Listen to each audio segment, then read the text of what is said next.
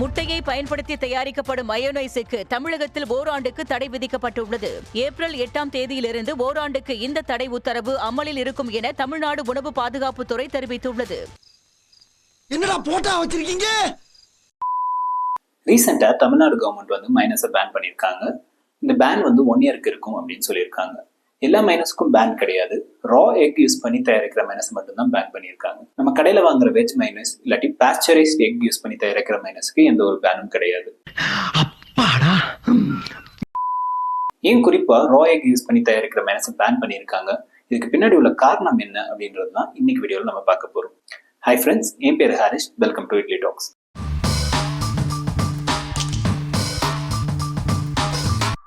1956 French army ஸ்பெயின்ல ஒரு war பண்ணிட்டு இருந்தாங்க. அந்த வாரோட பேர் வந்து பேட்டில் ஆஃப் மாஹூம். இந்த வார்ல பிரெஞ்சு ஆர்மி வெற்றியும் பெற்றாங்க.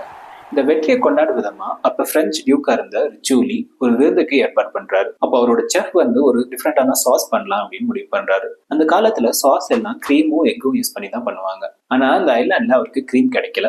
அதனால ஆலிவ் ஆயில எக்கோட மிக்ஸ் பண்ணி ஒரு புதுவிதமான சாஸ் பண்றாரு. இந்த டிஷ் வந்து எல்லாத்துக்கும் பிடிச்சி போகுது. இப்படிதான் ஃபர்ஸ்ட் மைனஸும் உருவாகுது. பிரெஞ்சு ஆர்மி வெற்றி பெற்ற இடமான மாஹோனை குறிக்கிற மாதிரி இந்த டிஷ்ஷுக்கு ஃபர்ஸ்ட் மாஹோனைஸ் அப்படின்னு தான் பேர் வச்சாங்க.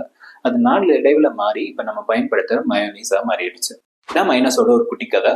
இப்ப மைனஸ் பின்னாடி உள்ள சயின்ஸை ஒரு சின்ன எக்ஸ்பெரிமெண்ட் பண்ணி புரிஞ்சுக்கலாம். ஒரு கிளாஸ்ல வாட்டர் எடுத்துக்கிறேன். இதுல கொஞ்சோண்டு ஆயில் ஆட் பண்ணிக்கலாம்.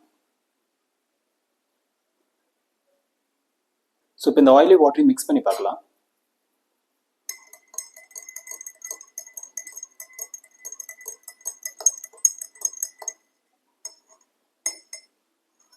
நம்ம எவ்வளோ தான் ட்ரை பண்ணாலும் இந்த ரெண்டு லிக்விடும் மிக்ஸ் ஆகாது. இது நமக்கு தெரிஞ்ச விஷயம் தான், ஆயிலும் வாட்டரும் வந்து மிக்ஸ் ஆகாது அப்படின்றது.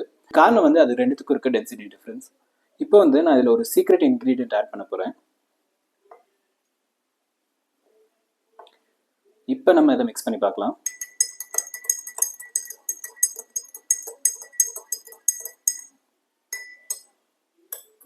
இப்போ வந்து இந்த ரெண்டு லிக்விடும் மிக்ஸ் ஆயிடுச்சு. நான் ஆட் பண்ண சீக்ரெட் இன்கிரீடியன்ட் வேற எதுவும் இல்லை, சோப் ஆயில் தான்.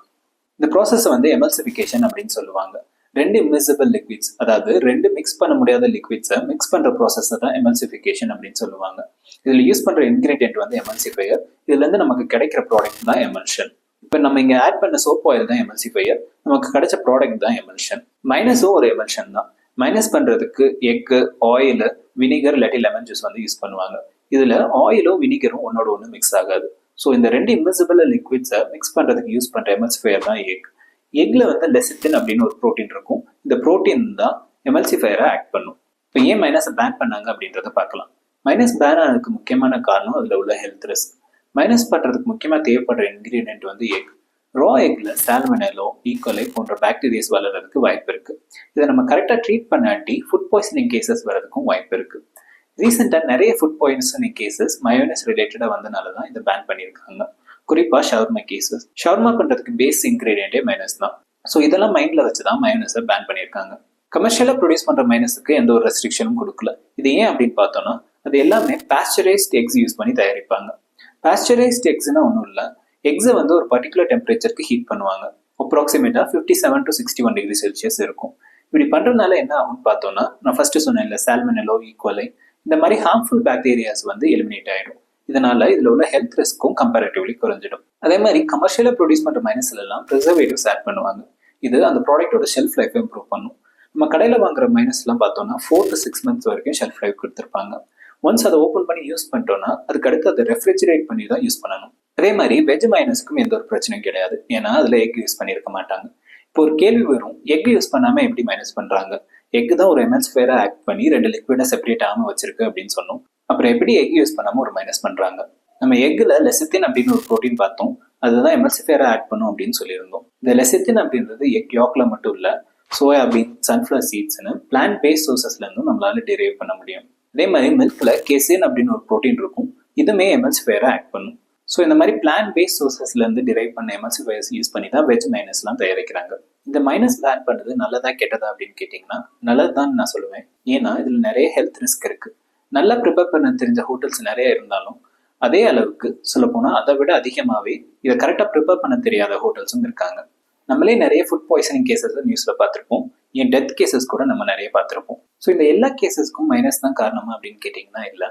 ஆனால் மோஸ்ட் ஆஃப் த கேசஸ்ல மைனஸ் வந்து இன்வால்வ் ஆயிருக்கு. எஸ்பெஷலி ஷவர்மா கேசஸ் நிறையவே இருக்கு.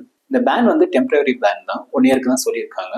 இந்த 1 இயர்க்குள்ள எதுவும் புது ரெகுலேஷன்ஸ் கொண்டு வராங்களா இல்லாட்டி இதை எக்ஸ்டெண்ட் பண்ண போறாங்களான்றத வெயிட் பண்ணி தான் பார்க்கணும். இந்த பேனை பத்தி நீங்க என்ன நினைக்கிறீங்கன்றத கமெண்ட் செக்ஷன்ல சொல்லுங்க.